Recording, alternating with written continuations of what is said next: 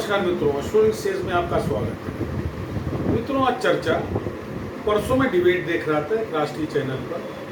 भाजपा के प्रवक्ता पूनावाला, उसके साथ में कांग्रेस के प्रवक्ता थे, और जब वो वार्ता चालू हुई तो वो वार्ता जब अपने चरम पर पहुंची तो राजनीति की सारी मर्यादाएं खत्म हो गई। बार बाला का जिक्र हो रहा था, दामाद का जिक्र हो रहा था, गर्लफ्रेंड का जिक्र हो रहा था।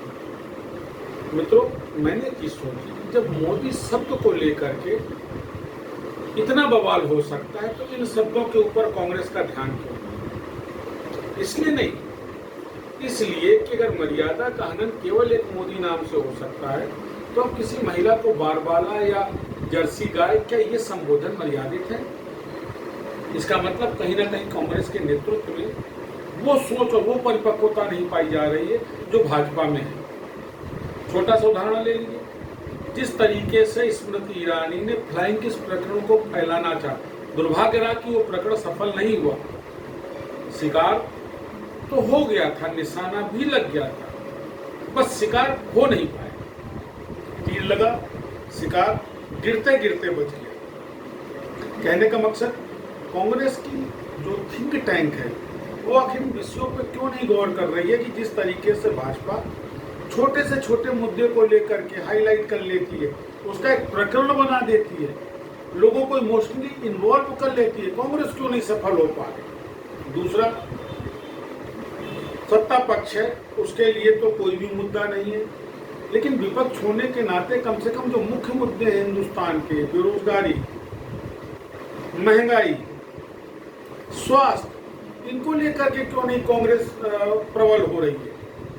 अगर नो कॉन्फिडेंस मोशन मणिपुर पे आ सकता है तो नो कॉन्फिडेंस मोशन महंगाई पे क्यों नहीं, बेरोजगारी पे क्यों नहीं? इसका मतलब कहीं ना कहीं कांग्रेस के नेतृत्व में कमी है, और इस कमी का ही फायदा भाजपा को मिल रहा है। कांग्रेस ये नहीं समझ पा रही, या समझ करके भी समझना नहीं चाहती। हो सकता है मैं न सोच पा रहा हूँ कांग्रेस का इसके पीछे भी कोई मोटिव हो, या तो कांग्रेस ये चाहती कि जनता स्वतः इनसे इतना उब जाए कि इनका बहिष्करण करे तो मुझे सत्ता प्राप्त हो। या तो कांग्रेस की ये सोच है, या कांग्रेस का थिंक टैंक जिस तरीके से व्यक्तिगत विरोध करके मोदी जी को हाईलाइट करता है, उसके पीछे भी कुछ शंकाएं उत्पन्न होती हैं कि कहीं कांग्रेस में ही तो भाजपा के सपोर्टर नहीं। अगर याद करिए मित्रों, 2012 से 14 के बीच में आप मोदी जी को कितना जानते थे, सिवाय इसके कि वो गुजरात के मुख्यमंत्री थे और उनके समय में गोधरा जैसा कांड हुआ था। इसके अतिरिक्त तो आप जानते नहीं थे। लेकिन कांग्रेस के प्रवक्ताओं ने मोदी को मोदी न कह करके खून का सौदागर, मौत का सौदागर इतना हाईलाइट किया कि आज वो मोदी मोदी हो गए। और इसके पीछे प्रमुख कारण केवल ये था कि भाजपा मुद्दों को उनका नकदीकरण जानती है, इनकैश कर लेती, जिसमें कांग्रेस असफल है।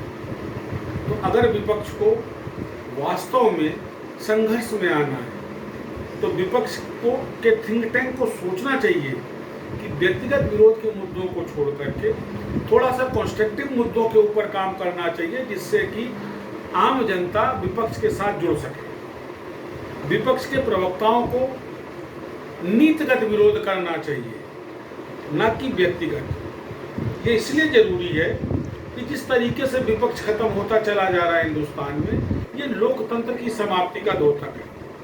लोकतंत्र का मूल आधार ही विपक्ष होता है, विरोध होता है, सकारात्मक विरोध, नकारात्मक नहीं। विरोध होना चाहिए, खुल करके होना चाहिए, लेकिन विरोध सकारात्मक होना चाहिए, नीतिगत होना चाहिए, मुद्दों पर होना चाहिए, ना कि व्यक्तिगत। तो इस वीडियो के माध्यम से मेरी केवल ये सोच है कि विपक्ष को समझना चाहिए कि उसको बहुत ही कंस्ट्रक्टिव तरीके से मुद्दों को लेकर के, वो मुद्दे जो आम आदमी से जुड़े हुए ले करके अब मैदान में आना पड़ेगा अगर वो 2024 में भाजपा को टक्कर देना चाहता है। तो प्रवक्ताओं को भाषा पे नियंत्रण रखना होगा, क्योंकि व्यक्तिगत अवमानना कहीं भी स्वीकार नहीं है, किसी भी समाज में स्वीकार नहीं। पुनः ऐसे किसी मुद्दे के साथ चर्चा करूंगा मित्रों। नमस्कार।